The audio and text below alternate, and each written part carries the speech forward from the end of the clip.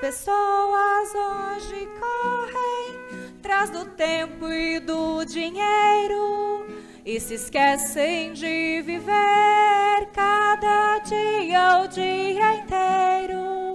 Vejam como os passarinhos voam pelo azul celeste. Veja a flor de algum canteiro, que bonita ela se veste. Passarinhos cantam, voam, sempre sem preocupação. Olham tudo lá de cima, sem a pressa do avião. A florzinha no canteiro não tem creme nem batom, nem perfume ela usa pra manter seu cheiro bom. Quem acolhe os passarinhos e lhes dá água e comida, quem perfuma a flor do campo e a veste colorida.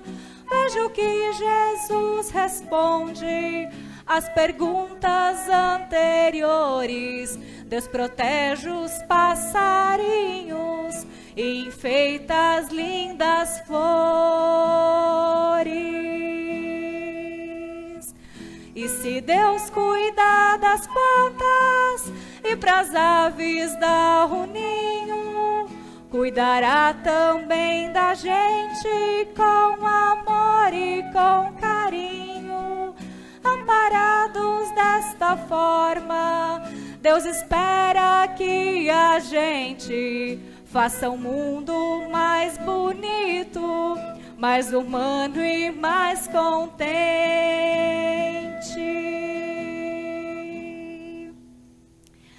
Agora sim, um bom dia a vocês. Bom dia também a você de casa que agora começou a acompanhar a transmissão desse culto. Sejam todos e todas muito bem-vindos e muito bem-vindas a essa celebração. Como é bom nós podermos retomar as nossas celebrações de forma presencial.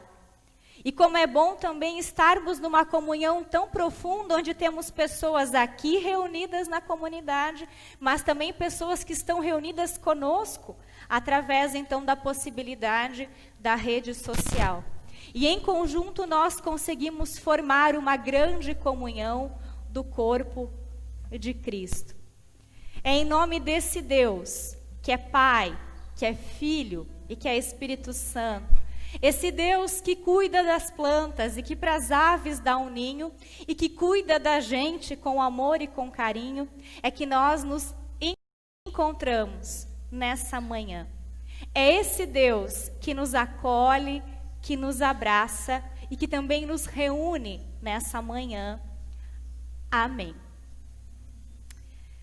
Querido irmão, querida irmã em Cristo, no convite desse culto, tanto aquele que foi via WhatsApp, via Facebook, via Instagram, nós falamos muito sobre estamos iniciando um novo mês. E o mês de setembro, ele vai marcar para nós, de novo como paróquia, um novo momento de retomada. O mês de setembro, ele é um mês especial, porque é o aniversário do diácono Jaime, mas ele é um mês especial porque ele inicia a primavera. E não sei para vocês, mas para mim, nesse ano, iniciar a primavera vai ter um sentido diferente. Porque depois de um inverno duro, seco e difícil, nós começamos a experimentar a vida que Deus vai criando e que vai recriando. Mas para que nós possamos seguir em frente e recomeçar, é necessário dar uma parada para olhar para aquilo que nós vivemos até aqui e também para o que eu, o que você, o que nós perdemos. Por isso, no mês de setembro, todos os domingos de manhã, às 9 horas, nós teremos culto aqui e também transmissão pelo Facebook, onde nós iremos conversar sobre o tema O que eu perdi em 2020. E ao refletir sobre esse tema, me veio à mente uma palavra em inglês, game over. A palavra game over significa fim de jogo. E a palavra game over, ela aparece no contexto dos jogos de videogame. Sejam jogos pelo videogame mesmo ou também sejam jogos por aplicativo de celular. As pessoas jogadoras de plantão conhecem bem a palavra game over. E nunca deixa a gente muito feliz quando ela aparece lá na tela do celular ou na tela da televisão. Para quem não sabe, ainda depois de 6 anos de convívio, eu gosto muito de jogar videogame. Trouxe até aqui o controle do meu videogame que eu tenho lá em casa. Não sei se alguém conhece esse videogame, porque ele é mais da minha época, talvez da época do Rafael, aqui do Diácono, né? Não sei de quem mais que está aqui presente, ou também você de casa. Mas eu gosto muito de jogar videogame. E herdei esse gosto pelo videogame do meu pai, que já me ensinou a jogar videogame quando eu tinha 3 anos. E joguei muito videogame na minha infância, na minha adolescência e na minha juventude. Deixei esse hobby, esse lazer para trás quando precisei me mudar para a faculdade de teologia em São Leopoldo. E aí, para dar conta das demandas da faculdade, o videogame teve que ficar em Timbó e não pôde ir junto para São Leopoldo comigo. No tempo da formação em teologia, no tempo do período prático em Belo Horizonte, e também nos 3 primeiros anos de ministério aqui na paróquia, quase que eu esqueci dessa paixão que eu tinha pelo videogame. Essa paixão foi reacendida em mim, quando então, em 2017, nós acolhemos como filha a pequena Verônica. E aí, parece que a vida é muito interessante, eu decidi mostrar para ela a beleza do videogame, assim como meu pai mostrou para mim. E em 2017, o Papai Noel trouxe para a família um Xbox One. E aí voltamos aos jogos de videogame. Vocês podem estar se perguntando o que a história Game Over, perdas, tem a ver com o gosto por videogame. Penso que o videogame, e assim como qualquer outro jogo, baralho, tabuleiro, jogo de peças, são jogos que têm etapas, são jogos que têm momentos de perder e que têm momentos de ganhar. Claro que o foco de quem joga o videogame ou quem joga um jogo é vencer. Ninguém de nós gosta de perder. Mesmo que quando nós vamos ficando adultos, a gente diz para as crianças que o importante é se divertir, mas bem que a gente gosta, né, de uma vitória. Quem não gosta? Vitórias e perdas fazem parte dos jogos, mas também fazem parte do nosso viver. Vitórias e perdas também fazem parte do decorrer do nosso ano. Existem anos e existem momentos do ano onde nós ganhamos mais e existem momentos onde nós perdemos mais. E aí fiquei refletindo que se nós comparássemos 2020 com um jogo de videogame ou com qualquer outro jogo, tenho a sensação de que nós, de que eu, de que você, de que nós, temos a impressão de que quase todas as etapas, ou que muitas das etapas desse ano, nós perdemos. Para alguns de nós, e às vezes esse também é o meu sentimento, a gente tem aquela sensação de meio que ano perdido. Já estamos em setembro e as coisas parece que não andam, ou quando andam, andam muito lentas. E nós temos essa sensação, porque nós perdemos algumas fases e etapas que em outros anos nós tirávamos de letra. Porque em 2020 nós tivemos que nos reinventar e refazer coisas que antes para nós estavam dadas e organizadas e certinhas. Essa sensação de perder, de perdas de um ano, é muito difícil. Como eu disse no início, ninguém gosta de perder. Nós vamos, com o passar do tempo, aprendendo a administrar a nossa reação às perdas. Mas ninguém gosta de perder. Perder tem a ver com frustração, com derrota, com ausência, com instabilidade, com fracasso, com separação, com despedida, com ausência. Perder tem a ver com fragilidade e com fraqueza. É por isso que, ao convidar você, mas também a eu me convidar a refletir sobre perdas, não é algo simples. É um tanto desafiador. Porém, se faz necessário para que as dores, as lágrimas, resultadas pelas perdas, elas sejam olhadas, elas sejam ouvidas, elas sejam faladas, elas sejam compartilhadas, elas sejam cuidadas e enxugadas, para que após um longo processo de tratamento e cura, nós possamos ter a esperança do recomeço. Para que nós possamos ter a esperança que mesmo em meio ao inverno frio e difícil, vai haver nova vida. E as flores da primavera vão voltar a florir e a perfumar o nosso viver. Olhar para o que eu perdi, olhar para o que você perdeu, olhar para o que nós perdemos não é simples. Nós não conseguimos fazer sozinhos e sozinhas.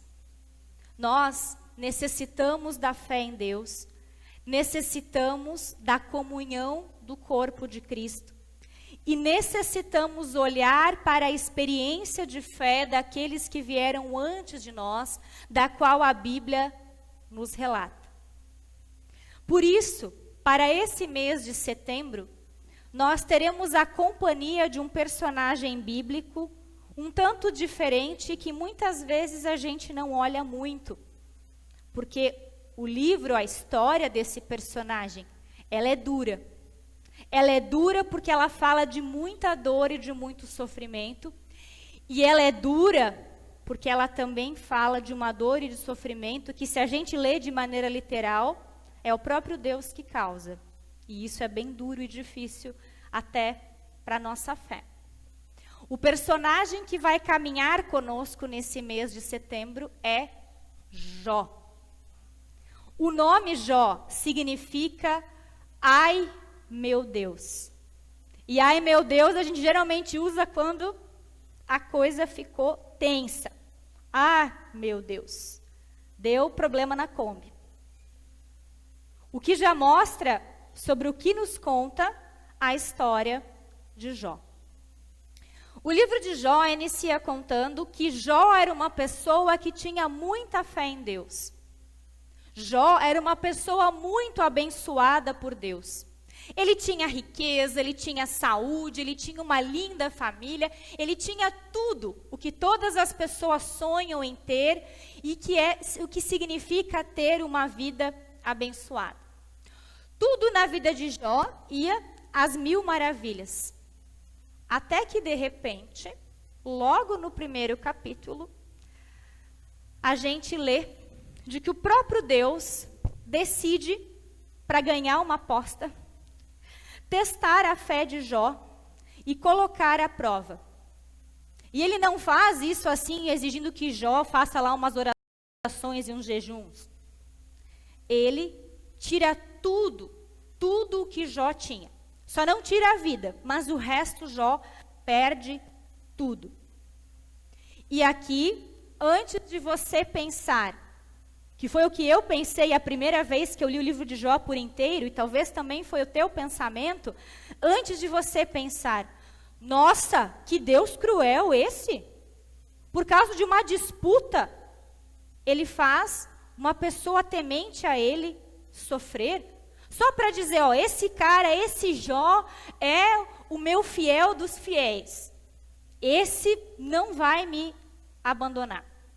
Antes que você pense isso, pense o quanto Deus é cruel, é importante dar uma explicação sobre qual é o objetivo do livro de Jó. O porquê que essa história, essa experiência de fé foi contada de geração em geração e chegou até nós no nosso livro sagrado. O livro de Jó, ele está dentro do bloco da sabedoria do povo de Israel, ou seja, da sabedoria popular. Aquilo que o povo achava importante repassar de geração em geração.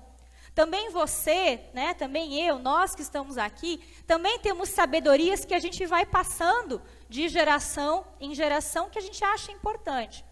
Também, dentro da Bíblia, existe um bloco chamado Livros Poéticos e de Sabedoria, que tem como interesse passar a sabedoria do povo de Deus. E o livro de Jó está dentro desse bloco, do livro poético e de sabedoria.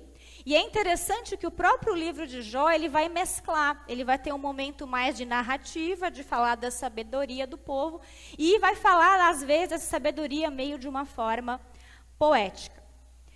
Dentro dessa sabedoria popular do povo, se tinha uma ideia de que sofrimento, provação era igual a falta de fé. Se você estava sofrendo é porque você tinha falta de fé, porque você tinha feito alguma coisa errada e Deus estava te castigando. Algo muito parecido com que algumas pessoas nos dizem, né, de que sofrimento é problema que a gente pisou na jaca e a gente caiu e se deu mal porque não fez o trabalho direito, não se comportou e essas coisas. Só que, já no tempo da Bíblia, não só as pessoas más sofriam, mas também aquelas pessoas que eram boas, que eram corretas, que faziam tudo certo. Como hoje também. Quem de nós aqui na comunidade, ou quem que está nos acompanhando em casa, não passou por um momento de sofrimento? Ou às vezes a gente fez tudo certinho e dá errado. E aí, como é que explicar então? Aí o povo sentiu a necessidade de contar uma experiência de sofrimento de alguém justo para dizer, olha, a pessoa de fé, a pessoa justa também sofre. E não existe explicação para o sofrimento. Perguntas existem muitas. Quando a gente sofre, a gente pergunta, Deus, por que é que comigo? Quando começou a pandemia, Deus, por que é que agora?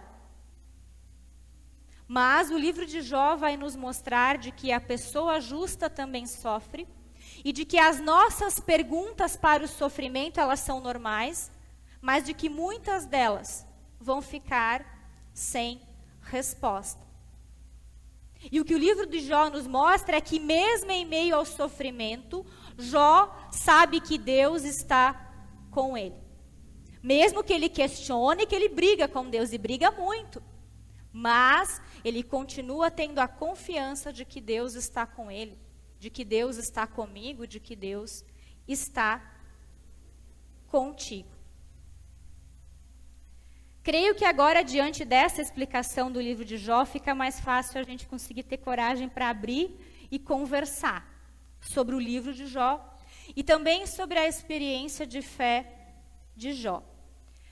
Quando pensávamos no tema do culto, Diácono e eu, e pensávamos sobre qual personagem bíblico poderia nos ajudar a conversar sobre o que eu perdi, sobre o que perdemos em 2020, percebemos de que Jó vai ser um bom companheiro nosso nessa caminhada. O livro de Jó vai nos ajudar a olhar para as diversas fases do nosso jogo de videogame chamado 2020 e também conversar sobre as diversas fases desse jogo que nós perdemos nesse ano. Afinal, todo jogo de videogame, todo jogo de tabuleiro, todo jogo de cartas, todos os jogos, eles têm um pontapé inicial, eles têm o início de uma partida. Também o nosso viver, também quando nós pensamos um ano, também existem coisas básicas que nós pensamos para organizar o ano que inicia. Lá no final de 2019, com certeza, muitos e muitas de vocês organizaram coisas básicas para que 2020 pudesse fluir de maneira mais tranquila, né? E essas coisas básicas nós chamamos de rotina. Quem de nós não tem uma rotina estabelecida, mesmo que não nomeie? A rotina é aquilo que nós organizamos para conseguir viver de maneira mais tranquila. De manhã cedo eu acordo, eu vou no banheiro, eu penteio o meu cabelo, escovo o meu dente, tomo o café da manhã, faço a minha oração, e aí depois saio de casa, deixo a minha filha na escola, e aí vou trabalhar. São coisas que nós organizamos. E nós somos seres de tanta rotina, pelo menos lá na nossa casa, né, Diácono Jaime, que nós organizamos até o nosso dia de folga. Talvez você também, você que nos acompanha, você que está aqui conosco na comunidade, talvez tenha tudo bem organizadinho para que as coisas possam funcionar. Para que a gente possa dar viabilidade para a nossa rotina, tudo tem que caminhar em sintonia. Família, trabalho, saúde, lazer e também os recursos financeiros. Uma rotina bem estabelecida e em sintonia com essas coisas citadas, família, saúde, lazer, trabalho, recurso financeiro, nos dão estabilidade e segurança para o nosso viver. Porém, 2020 não foi assim. Logo, na metade do terceiro mês do ano, quando a gente disse, agora vai vida, agora vai ano, experimentamos a perda da nossa rotina. Uma pandemia mundial que afetou a nossa saúde, o nosso sustento, a nossa forma de viver, de pensar e de nos relacionar. Também nos 2 primeiros capítulos de Jó, nós temos relatado as perdas de Jó. A perda da família, a perda da saúde, a perda da riqueza, a perda de tudo aquilo que dava segurança para Jó. Jó perdeu tudo aquilo que dava base para a sua rotina, porque rotina tem a ver com dia a dia. E quando Jó perdeu tudo aquilo que dava segurança para a vida e para a rotina dele, ele sentiu um profundo sofrimento, uma profunda tristeza. Quero compartilhar com vocês 2 trechos bíblicos de Jó que vão falar o tamanho da tristeza de Jó e o que Jó fez diante dessa sua tristeza. Jó, capítulo 1, versículo 20. Então Jó se levantou e, em sinal de tristeza, rasgou as suas roupas e raspou a cabeça. Depois, ajoelhou-se, encostou no chão e adorou a Deus. E um outro trecho de Jó, Jó, capítulo 2, versículos 11 a 13. Jó tinha 3 amigos, Elifaz da região de Temã, Bildade da região de Sua e Zofar da região de Naamá. Eles ficaram sabendo das desgraças que haviam acontecido a Jó e combinaram lhe fazer uma visita para falar de como estavam tristes pelo que havia acontecido e para consolá-lo. De longe, eles não reconheceram Jó, mas depois, quando viram que era ele, começaram a chorar e gritar. Em sinal de tristeza, rasgaram as suas roupas, jogaram cinzas sobre ele, sobre a cabeça. Em seguida, sentaram-se no chão, ao lado dele, E ficaram ali 7 dias e 7 noites, e não disseram nada, pois viram que Jó estava sofrendo muito. Esse gesto de rasgar as vestes, de raspar a cabeça, e a ideia de cobrir, né, a cabeça de cinzas, era um sinal de sofrimento e de luto extremo. As pessoas faziam isso quando elas estavam num grau de sofrimento tão grande que não aguentavam ficar dentro delas, que precisavam expressar de maneira visível. E aí as outras pessoas próximas que percebiam esse sofrimento, seguiam esse gesto em sinal de dizer: você está sofrendo e eu estou sofrendo com você. Também nós, nos dias de hoje, expressamos de muitas maneiras o nosso luto. Há um tempo atrás se fazia isso de maneira mais visível, né? Através de roupas, através de não fazer certas coisas, para que as pessoas soubessem que aquela pessoa, que aquela família estava sofrendo um luto, estava sofrendo uma perda. Mas eu percebi e percebo agora ao refletir sobre o que eu perdi em 2020, e talvez você vai se identificar, logo no início da perda da nossa rotina, nós também sentimos um baita de um sofrimento e um baita do luto. E muitas foram as expressões.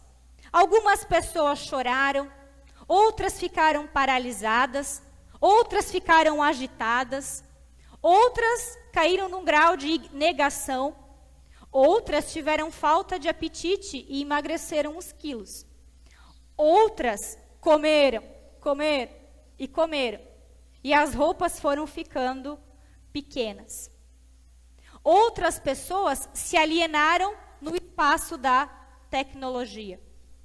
Outras pessoas não tinham nem vontade de sair da cama e passavam o dia inteiro de pijama e largados pela casa. A nossa filha Verônica às vezes nem queria tomar banho, porque já que não ia mais sair de casa, né, já que estava tudo bem, a gente tinha que insistir com ela, dizer: não, precisa, né? Talvez você também teve a mesma vontade. Se fez ou não, né, aí a gente vai deixar no segredo, né, para você e Deus. Algumas pessoas tiveram dificuldade de dormir. E a gente via, né, nas fotos e tal, aquelas baitolheiras. Né? Quem viu as primeiras gravações, minha e do Diácono, viram que a gente estava, né, com as olheiras grandes. Agora a gente aprendeu uma técnica de esconder, então agora fica mais discreto, né, esconder as olheiras, o cansaço. Essas e muitas outras são expressões individuais que nós externamos, ou até que nós tentamos esconder, mas que revelam o sofrimento diante da perda. Expressões visíveis ou aquelas que nós reprimimos, elas aparecem quando perdemos aquilo que nos ajuda a manter uma rotina, a nos mantermos dentro de uma sensação de segurança. Perder a rotina, perder aquilo que dá base para vivermos em segurança, nos desestabiliza, nos deixa em insegurança, frágeis, em abandono, no enorme sofrimento e desespero, assim como Jó. Todo esse sofrimento, toda essa fraqueza, necessita que nós tenhamos um lugar para chorar, para expressar o que nós estamos sentindo, para expressar o sofrimento. E não só para expressar, mas um lugar de consolo, um lugar de aconchego, um lugar de segurança e de proteção. Um lugar onde nós seremos ouvidos, ouvidas, acolhidos e acolhidas, sem julgamento. Sem dizer: como tu está sofrendo por isso, mas olha aquelas tantas pessoas. Sim, aquele sofrimento é duro. É duro o sofrimento de quem perdeu a saúde, de quem perdeu um ente querido, de quem não pôde se despedir. É horrível, é duro. Mas também o sofrimento, o meu sofrimento, o teu sofrimento, o nosso sofrimento. Talvez por perdas que socialmente são consideradas menores, mas também é duro. Também gera em nós um imenso luto, uma imensa tristeza. E aí nós também precisamos de um lugar de segurança, de proteção, um lugar onde seremos acolhidos, cuidados e cuidadas. E para revelar esse local, eu quero compartilhar com vocês 3 textos bíblicos que acompanharam a minha reflexão durante essa semana enquanto pensava sobre as minhas perdas pessoais. O primeiro é o Salmo 91, versículo 1 e 2 e o versículo 4.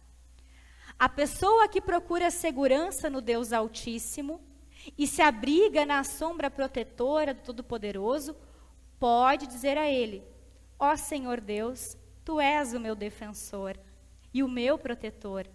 Tu és o meu Deus e eu confio em Ti. Ele me cobrirá com as suas asas e debaixo dele eu estarei em segurança. A fidelidade de Deus me protege porque ela é como um escudo. E ainda um segundo texto bíblico de 2 Coríntios, capítulo 12, versículos 9 e 10. Mas ele me respondeu: a minha graça é tudo o que você precisa, pois o meu poder é mais forte quando você está fraco. Porque quando perco toda a minha força, então tenho a força de Cristo em mim. E por último, uma palavra de Jesus, uma palavra lá do Evangelho de João, capítulo 16, versículo 32 e 33. Pois chegou a hora de vocês serem todos espalhados, cada um para a sua casa, e assim vão me deixar sozinho. Mas eu não estou só, pois o Pai está comigo. E eu digo isso a vocês, porque por estarem unidos comigo, para que vocês tenham paz. No mundo, vocês vão sofrer, mas tenham coragem, porque eu venci o mundo. Os 3 textos bíblicos do Salmo, de 2 Coríntios e também do Evangelho, nos mostram de que Deus é o nosso local de aconchego e de proteção.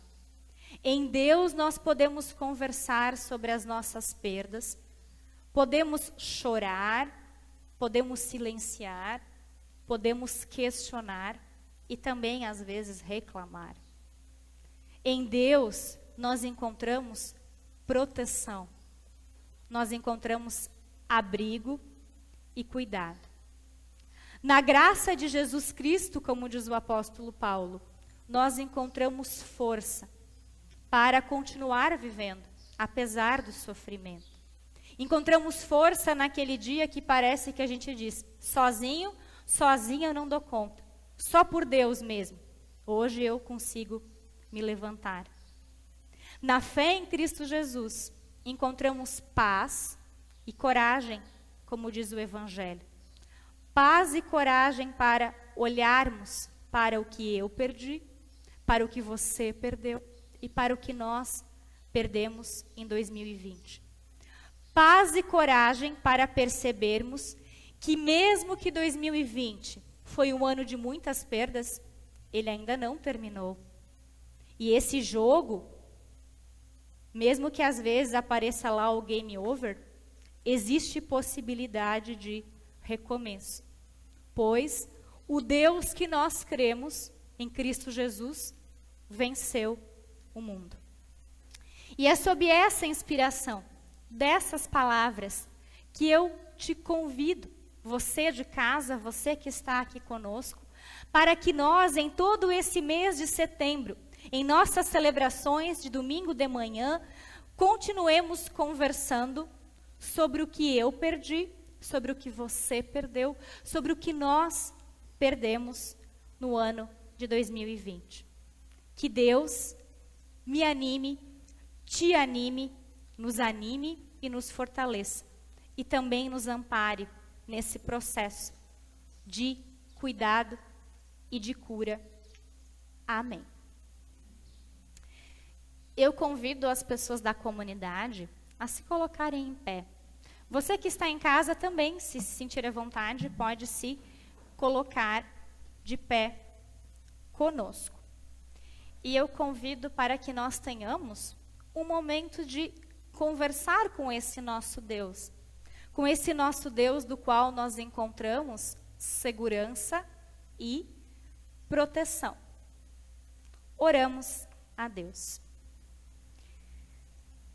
Deus de amor e de bondade, nós te agradecemos, porque reconhecemos, assim como o salmista, que em ti nós encontramos abrigo, proteção. Sabemos que a nossa força vem da fé em Cristo Jesus, que nos sustenta, que nos ampara e que nos dá esperança, mesmo em meio aos momentos de dor, de fraqueza e de sofrimento. Nós te agradecemos, querido Deus, porque a fé em ti nos concede paz e coragem para olharmos, para compartilharmos contigo e também com as pessoas de confiança sobre as nossas perdas. É nessa confiança e nessa esperança que nós nos colocamos diante de ti para interceder. Nós intercedemos, querido Deus, por todas as pessoas que ocupam função de liderança e de autoridade. Te pedimos que tu sempre dês a elas muita sabedoria e discernimento, pois sabemos que tomar decisões nesse tempo não é algo fácil. Existem acertos, mas também existem erros. Nos ajuda para que também cada um e cada uma de nós possamos contribuir e fazer a nossa parte nesse processo, para que em conjunto possamos recomeçar e também cuidar da nossa vida, mas também da vida uns dos outros e umas das outras. Nós te pedimos, querido Deus, pela tua igreja nesse mundo, para que ela continue com criatividade, com coragem e com esperança, sendo testemunha do teu cuidado e do teu amor. Mas para que ela também continue sendo um espaço de cuidar, de ouvir e de acolher as dores e os sofrimentos humanos. Nós intercedemos a ti, querido Deus, por todas as pessoas que estão doentes, por todas as pessoas que sofrem, por pessoas em depressão, em solidão, pessoas que sofrem violência, pessoas que estão desempregadas, pessoas que estão com medo, pessoas que estão assustadas, preocupadas e angustiadas. Nós intercedemos a ti, querido Deus, de maneira muito, mas muito especial, por todas as pessoas que estão enlutadas. E queremos interceder a ti de maneira muito, mas muito especial, pela nossa querida Iraci, que na quinta-feira passada perdeu o seu irmão Ingo do Nascimento, vítima de Covid-19. Te pedimos por ela, pela Iraci, mas também por toda a família do Ingo Nascimento. Por todo esse processo de dor e de sofrimento diante da perda, pela indisponibilidade de despedida. Que tu, ó Deus, possa ser esse espaço de amparo, de proteção, esse espaço de força e de esperança, mas que também nós, como teus filhos e tuas filhas, possamos ser um sinal do teu cuidado para a família enlutada, mas também para todas as pessoas que sofrem. Deus de amor e de bondade, também nós trazemos em nossos corações nossas dores, nossas perdas, nossas angústias e nossas preocupações.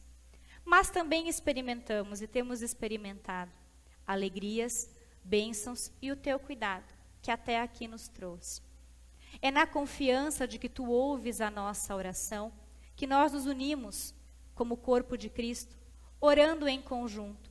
Pai nosso que estás nos céus, santificado seja o teu nome.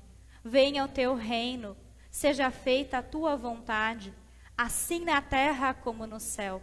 O pão nosso de cada dia nos dá hoje, e perdoa-nos as nossas dívidas, assim como nós também perdoamos aos nossos devedores.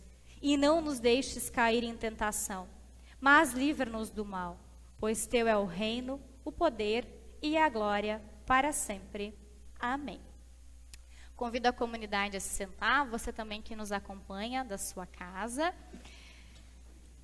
Nós queremos compartilhar com vocês alguns avisos comunitários importantes. Na próxima quarta-feira, dia 9 de setembro, às 4 horas da tarde, nós teremos uma live no Facebook voltada para os grupos de pessoas idosas, porque a quarta-feira ela é um dos dias de encontro das pessoas idosas dessa comunidade.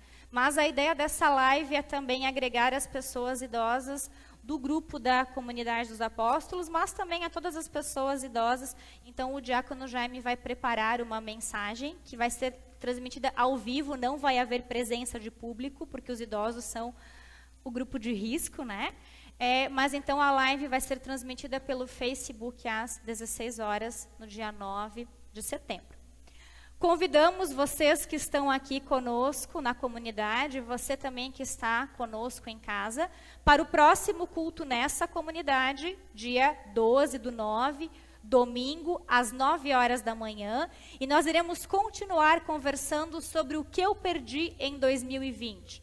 Mais especificamente sobre os nossos encontros que perdemos em 2020. Os encontros comunitários, familiares, a possibilidade dos encontros. Então, convidamos você de casa, mas também vocês que estão conosco aqui, para virem para a comunidade. Nós continuaremos transmitindo os cultos pelo Facebook, mas o foco é de que, aos poucos, as pessoas estejam aqui conosco em comunidade. Né? O Facebook é muito mais voltado para aquelas pessoas que não podem vir, ou se você não está em Jaraguá e quer acompanhar a celebração, e também para pessoas de longe. Mas o nosso objetivo é que agora, com a possibilidade de encontros presenciais, que nós tenhamos cada vez mais pessoas conosco aqui na comunidade. Convidamos ainda para o brechó diaconal, dia 10 e 11 de setembro, sexta e sábado, sexta das 8 às 17 horas e sábado das 8 às 12 horas. 11 e 12, perdão, o culto que é no dia 13/9, isso, o culto que é no dia 13, viu? Já deu um tilt na pastora, né? Mas então, o convite para o brechó diaconal. Sexta e sábado e o culto domingo de manhã. Acompanhe as redes sociais, que lá vai estar tudo explicadinho direitinho. Falando em rede social, né, quem nos acompanha pelas lives já está acostumado, que a gente sempre motiva que as pessoas curtam, comentem e compartilhem a live do culto. Mas também para vocês que estão presentes aqui, que vocês, se puderem, façam isso quando chegarem nas suas casas, mas também que vocês acompanhem as nossas redes sociais. A paróquia tem canal no YouTube, vocês podem se inscrever lá e ativar o sininho. A paróquia tem um perfil no Instagram, onde sempre tem um texto bíblico e tem conteúdo sendo feito com mensagens. Então, sigam a paróquia no Instagram, divulguem para as amizades de vocês. E também no Facebook a paróquia tem então um perfil lá, né? Peçam lá para ser amigos e amigas e também curtam lá a página da paróquia no Facebook.